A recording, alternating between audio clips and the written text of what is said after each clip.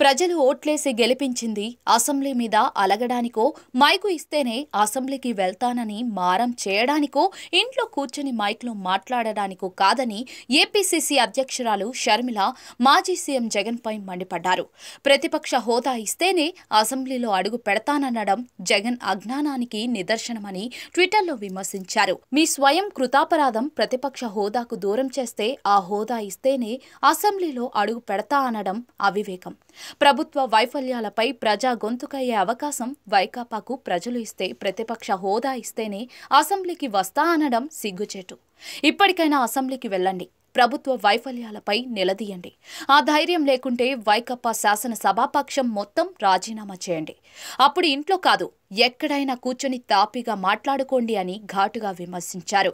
ఉమ్మడి రాష్ట్రంలో కాంగ్రెస్ పార్టీ 26 సీట్లకే పరిమితమైనా కూడా కుంగిపోలేదు.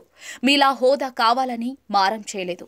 26 మంది సభ్యులతో సభలో ప్రజల పక్షంగా నిలబడ్డాం. 2014లో లోక్సభలో కాంగ్రెస్ 44 సీట్లకే పరిమితమైన 2019లో 52 సీట్లే వచ్చినా కూడా ప్రతిపక్ష హోదా కావాలని అడగలేదు.